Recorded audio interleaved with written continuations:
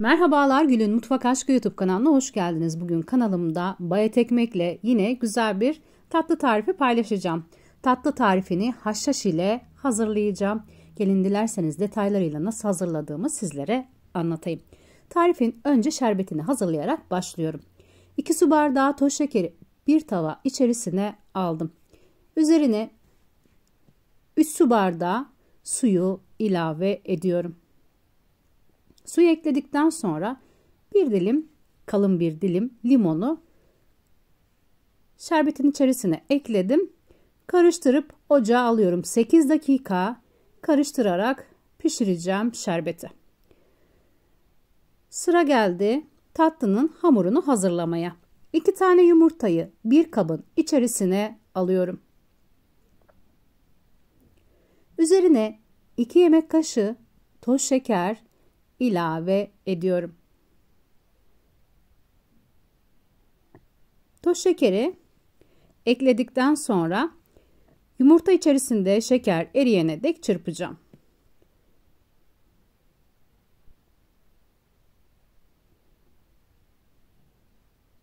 Toz şeker ve yumurtayı çırptıktan sonra içerisine 1 çay bardağı oda sıcaklığındaki sütü ekliyorum. Üzerine 1 çay bardağı sıvı yağ ilave ediyorum. 1 çay bardağı haşhaş ekleyip karıştırmaya devam ediyorum.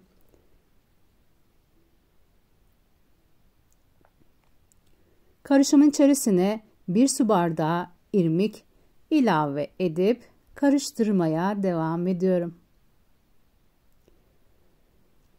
Tüm malzemeleri ekledim. Sıra geldi vanilyayı ilave etmeye.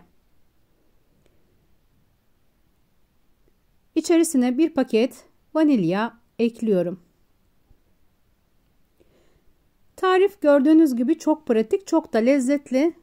İçerisine un eklemeden güzel puf puf kabaran bir tatlı hazırlayacağım. Vanilyayı da ekledim, karıştırdım. Sıra geldi bayat ekmeği, çekilmiş bayat ekmeği eklemeye. Hem bu şekilde bayat ekmeklerimi değerlendirirken hem de güzel bir tatlı hazırlamış olacağım. Toplamda kullandığım bayat ekmek miktarı 1,5 su bardağı.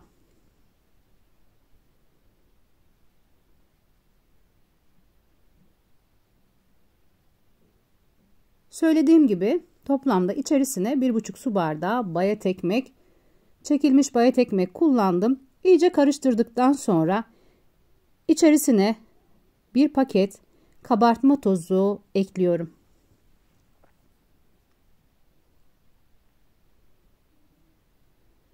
Kabartma tozu da karışıncaya dek çırpacağım. Sonrasında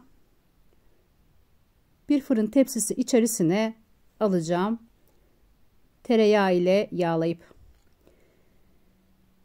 1 çay kaşığı tereyağını bir borcam içerisine aldım. Her tarafı da gelecek şekilde yağlıyorum.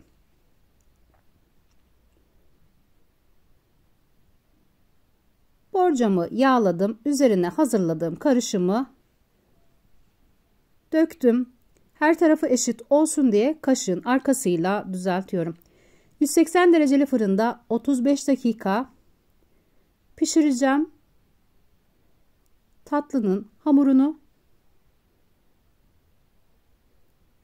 fırına gönderiyorum. 180 dereceli fırında 35 dakika pişirdim. Tatlının keki hazır. Sıcak sıcak çatalla delikler açıyorum. Soğuk şerbeti üzerinden dökeceğim. Bu aşamada tatlı sıcak, şerbet soğuk olacak. Şerbeti 8 dakika kaynattım. Sonrasında iyice soğuttum. Tatlı ile şerbeti buluşturuyorum. Çok çabuk çekiyor. Şerbeti içerisine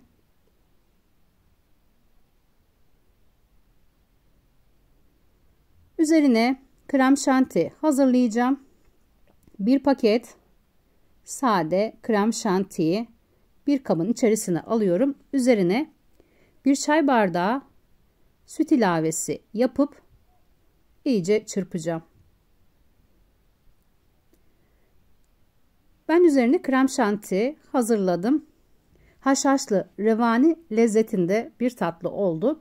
Sadece içerisine un kullanmadan hazırladım bu tatlıyı. Siz dilerseniz sade bir şekilde de krem şanti olmadan da tüketebilirsiniz.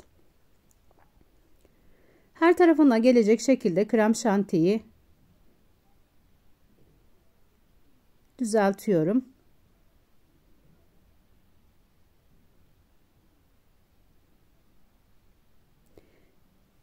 İyice düzelttim.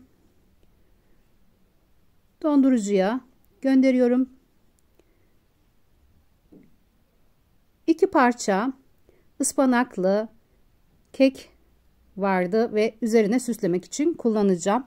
Videosu kanalımda mevcut. Güzel bir tencerede ıspanaklı kek hazırlamıştım.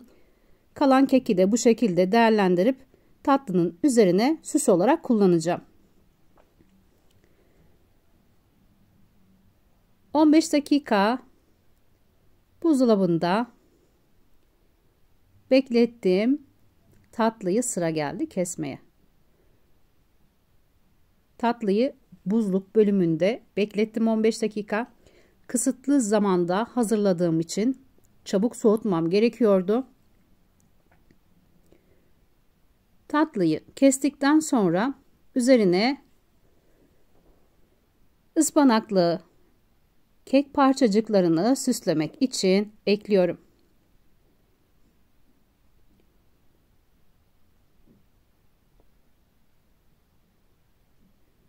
Gayet yapımı kolay, herkesin evinde bulunabilecek malzemelerle yapılmış bir tatlı tarifi.